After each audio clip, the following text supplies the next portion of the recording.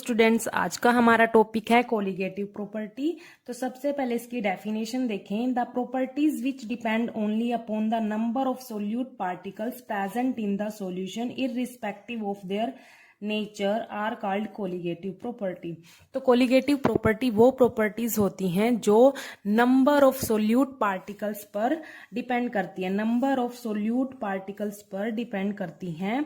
ठीक है, उसके नेचर पर नहीं डिपेंड करती, वो सिर्फ किस पर डिपेंड करती है, नंबर ऑफ सोल्यूट पार्टिकल्स पर ही डिपेंड करती हैं। सोल्यूट पार्टिकल किस में प्रेजेंट होते हैं? सॉल्यूशन में। ठीक है, तो नंबर ऑफ सोल्यूट पार्टिकल्स पर ही डिपेंड करेंगी कोलिगेटिव प्रॉपर्टी। तो यहाँ पर हमारे पास 4 कोलिगेटिव प्रॉपर्टीज हैं।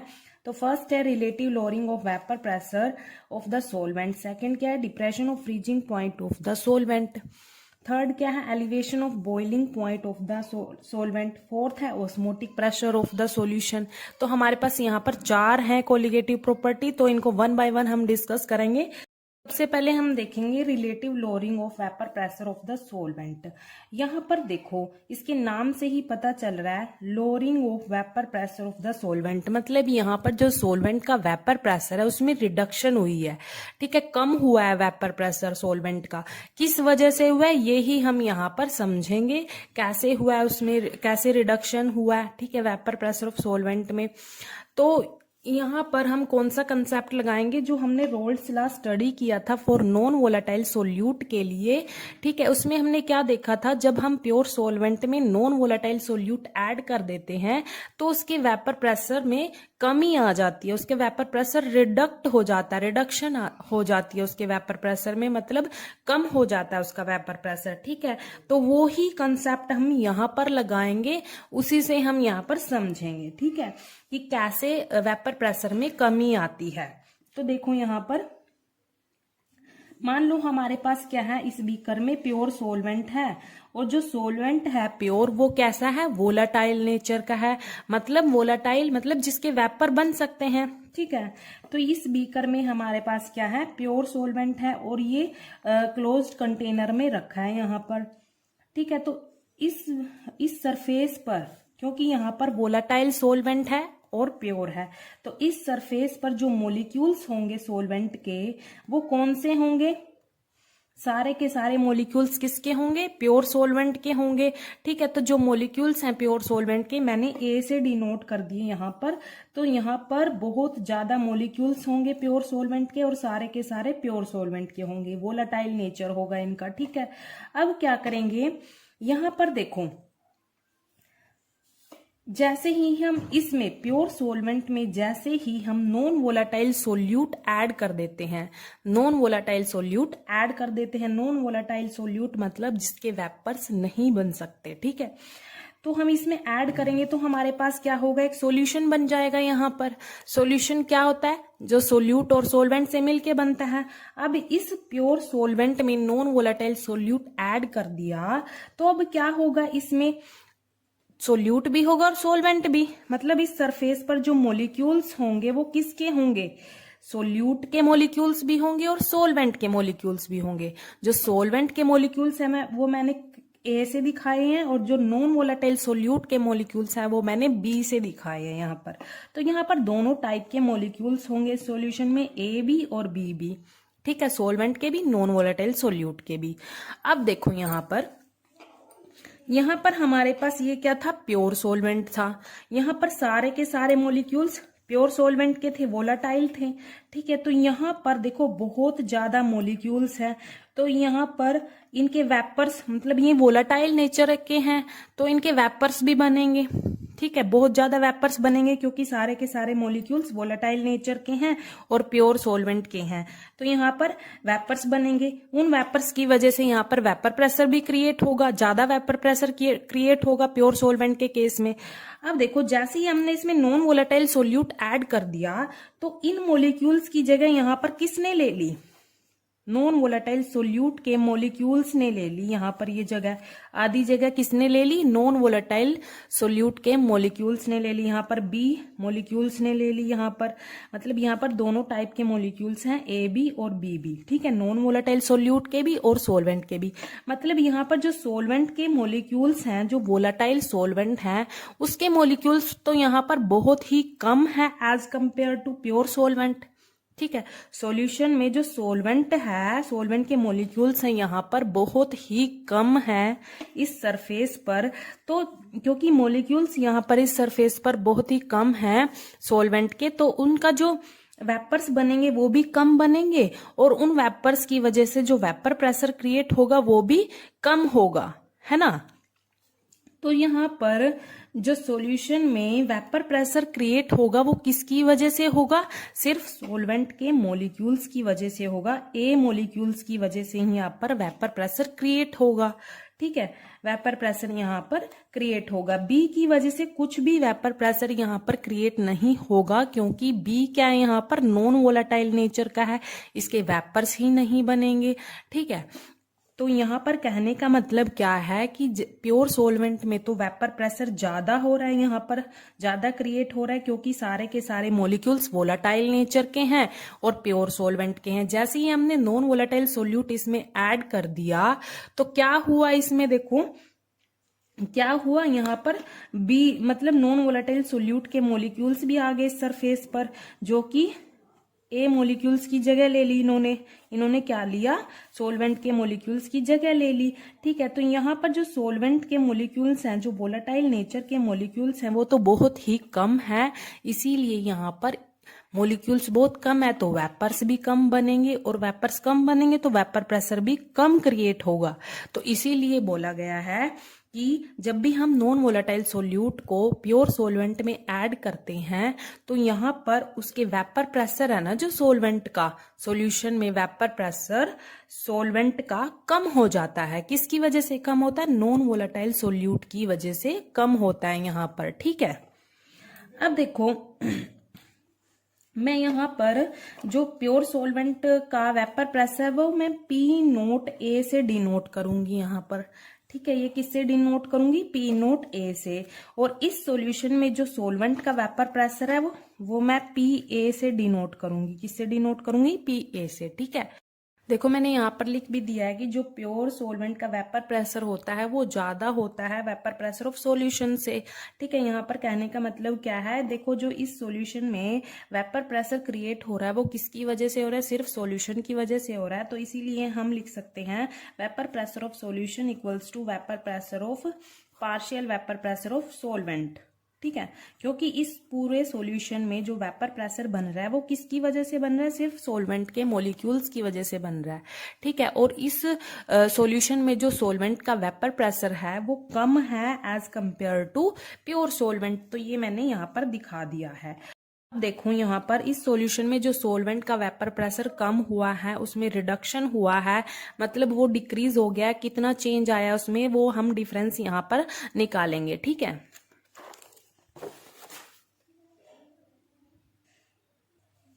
देखो यहाँ पर ये पी नोट ए ग्रेटर है पी ए से, ये तो हमें पता है।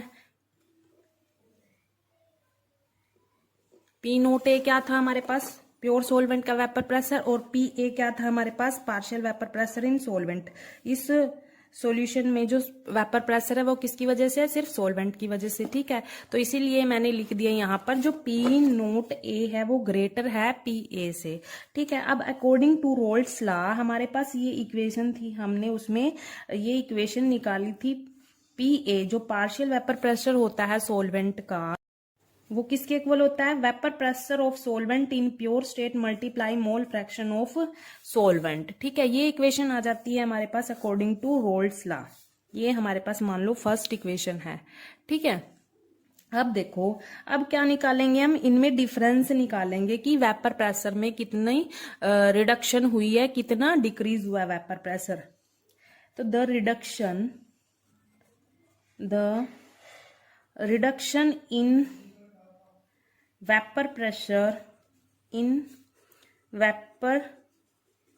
प्रेशर ऑफ सोलवेंट ये निकालेंगे हम।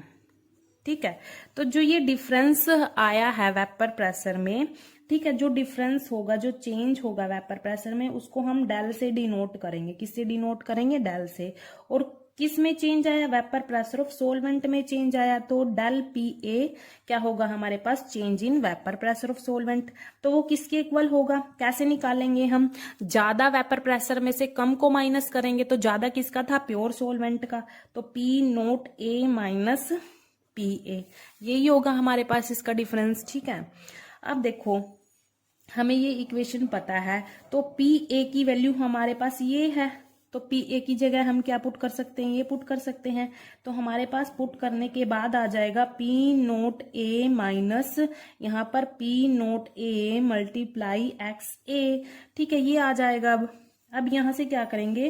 पी नोट ए कॉमन ले लेंगे हम यहाँ से। पी नोट ए क्या है? Vapour pressure of pure solvent का। ठीक है, ये कॉमन ले लिया, 1 माइनस एक्स ए आ गया यहाँ पर। अब देखो, जब भी हम सॉल्यूशन में जितने भी कंपोनेंट्स होते हैं उनके मोल फ्रैक्शन का अगर हम सम करते हैं वो इक्वल टू 1 आता है। तो यहाँ पर दो कंपोनेंट है ए और बी, तो उनके मोल फ्रैक्शन का अगर हम सम करेंगे तो वो इक्वल टू 1 आता है। ठीक है, अब यहाँ अगर हम एक्स बी की वैल्यू निकालेंगे तो वो किसके इक्वल आएगी? 1 माइनस एक्स ए। मतलब जो हमारे पास 1 माइनस एक्स ए है वो किसके इक्वल है? एक्स बी के इक्वल है। तो हम यहाँ पर ये वाली वैल्यू पुट कर सकते हैं। ठीक है, तो हमारे पास डेल पी ए क्या होगा? पी नोट ए एक्स बी होगा। ठीक है, अब देखो जो ये वेपर प्रेशर वाली टर्म है इसको हम एक साइड लिख लेते हैं। P naught A equals to X B. X B क्या? Mole fraction of component B. Component B क्या था? नॉन वोलेटाइल सोल्यूट था। ठीक है, अब देखो जो ये डेल पी ए है वो क्या था हमारे पास? P naught A minus P A. तो यहाँ पर लिख लेते हैं इसको ओपन करके, P naught A minus P A. यही था ना डिफरेंस, तो यही था जो चेंज था हमारे पास। चेंज कैसे निकाला हमने? जो ज्यादा, जिसका भी ज्यादा वेपर प्रेशर था माइनस जिसका कम वेपर प्रेशर था। तो प्योर सोलवेंट का वेपर प्रेशर ज्यादा आ रहा था minus partial vapour pressure of solvent in solution. ठीक है, तो ये आ गया हमारे पास P naught A equals to X B. ठीक है, अब क्या करेंगे? जो एक्स बी होता है, मतलब जो मोल फ्रैक्शन है यहाँ पर कंपोनेंट बी का, वो किसके इक्वल होगा? Number of moles of component B divide में टोटल मोल्स होते हैं। बी क्या है यहाँ पर? नॉन वोलेटाइल सोल्यूट के यहाँ पर मोल्स होंगे डिवाइड में टोटल मोल्स होंगे। ठीक है, तो ये वाली वैल्यू हम यहाँ पर पुट कर सकते हैं। P naught A minus P A divide by P naught A किसके इक्वल आएगा? N B. एन बी क्या? Number of moles of non volatile solute divide में टोटल मोल्स। ठीक है, तो ये इक्वेशन आ गई हमारे पास, और ये इक्वेशन आ गई हमारे पास। और जो ये वाली चीज होती है इसी को हम क्या बोलते हैं? Relative lowering of vapour pressure. ये क्या हमारे पास? ये डिफरेंस आ गया, ये मतलब कितना वेपर प्रेशर में चेंज आया ये हमने निकाल लिया। Relative lowering of vapour pressure बोलते हैं हम इसको। किसको बोलते हैं? P naught A minus P A divide by P naught A को, इस पूरे को हम क्या बोलते हैं? Relative lowering of vapour pressure. ठीक है, और ये किसके इक्वल होता है? मोल फ्रैक्शन ऑफ, किसके इक्वल होता है? Mole fraction of non volatile solute के इक्वल होता है। ठीक है, इस चीज को ही हम क्या बोलते हैं? Relative lowering of vapour pressure. अब देखो, आपको पता है जो मोल्स होते हैं वो किसके इक्वल होते हैं? एक्चुअल मास डिवाइड में मोलर मास होते हैं। अगर हम यहाँ पर number of moles of component B जो नॉन वोलेटाइल सोल्यूट है उसके निकाले तो क्या होगा? Actual mass of non volatile solute divide by molar mass. ऐसे ही number of moles of solvent के अगर निकाले तो वो किसके इक्वल होगा? Actual mass of solvent divide by molar mass of solvent. तो हम ये वाली वैल्यू इसमें पुट कर सकते हैं, तो हमारे पास एक और इक्वेशन आ जाती है, एक और फॉर्मूला आ जाता है। ठीक है, तो ये फॉर्मूला आपने लर्न करना है। ये किस में यूज होगा? न्यूमेरिकल्स में यूज होगा, ये याद करना है आपको अच्छे से। तो P naught A minus P A divide by P naught A equals to N B क्या था? ये पुट कर सकते हैं हम यहाँ पर। एम बी डिवाइड में क्या था? टोटल मोल्स, मतलब दोनों प्लस होंगे यहाँ पर। M A plus W B divide by M B. तो एक फॉर्मूला ये आ गया हम हमारे पास यहाँ पर एक फॉर्मूला ये को ये वाला फॉर्मूला भी आपको लर्न करना है, ये न्यूमेरिकल में यूज होगा। कैसे? जैसे आपको ये पी नोट ए की वैल्यू भी दे दी यहाँ पर प्योर सोलवेंट का वेपर प्रेशर और पार्शियल वेपर प्रेशर भी दे दिया सोलवेंट का। मान लो यहाँ पर एक्चुअल मास दे दिया सोल्यूट का भी, नॉन वोलेटाइल सोल्यूट का भी और सोलवेंट का भी, और एक का मोलर मास बता दिया, मान लो सोलवेंट का बता दिया। तो आपको क्या निकालना पड़ेगा? यहाँ पर सोल्यूट का मोलर मास निकालना पड़ेगा। ठीक है, देखो यहाँ पर मान लो सारी वैल्यूज दे देंगे न्यूमेरिकल में, और आपको ये निकालना पड़ेगा molar mass of non volatile solute. तो हम ये वाला फॉर्मूला हम वहां पर यूज कर लेंगे। ठीक है, अब देखो फॉर डाइल्यूट सॉल्यूशन के लिए क्या होगा, ये जो फॉर्मूला है ये मॉडिफाई हो जाता है for dilute solution. Dilute solution मतलब वहां पर जो सोल्यूट की अमाउंट होगी ना वो बहुत ही कम होगी एज कंपेयर टू सोलवेंट। ठीक है, तो जो नंबर ऑफ मोल्स होंगे जो सोल्यूट के, नॉन वोलेटाइल सोल्यूट के, वो बहुत ही कम होंगे as compare to number of moles of solvent. तो ये क्या करते हैं हम, जब number of moles of solute होते हैं, नॉन वोलेटाइल सोल्यूट होते हैं, नंबर ऑफ मोल्स, उसको हम नेग्लेक्ट कर देते हैं। ठीक है, यहाँ पर हम क्या करते हैं, एन बी को यहाँ पर हम नेग्लेक्ट कर देते हैं। यहाँ पर देखो जो हमारे पास ये फॉर्मूला था हमारे पास, इसमें हम क्या करेंगे, इस वैल्यू को नेग्लेक्ट कर देते हैं फॉर डाइल्यूट सॉल्यूशन में, क्योंकि यहाँ पर नंबर ऑफ मोल्स हैं जो नॉन वोलेटाइल सोल्यूट के, वो बहुत ही कम होते हैं एज कंपेयर टू सोलवेंट। किसमें? डाइल्यूट सॉल्यूशन में। तो हम इसको नेग्लेक्ट कर देंगे, तो हमारे पास फॉर्मूला क्या आएगा, P naught A minus P A divide by P naught A equals to N B divide by N A. तो हमारे पास ये फॉर्मूला आ जाता है। ठीक है, अब देखो इसी को हम क्या बोलते थे, रिलेटिव लोअरिंग वेपर प्रेशर बोलते थे, relative lowering of vapour pressure बोलते थे। वो किसके इक्वल है यहाँ पर, number of moles of non volatile solute divide by number of moles of solvent. किसके केस में? डाइल्यूट सॉल्यूशन के केस में। ठीक है, तो ये आपका क्या था, relative lowering of vapour pressure था। तो आपने ये फॉर्मूले लर्न करने हैं, ये न्यूमेरिकल में यूज होंगे। ठीक है, वहां पर यूज होंगे। Thank you.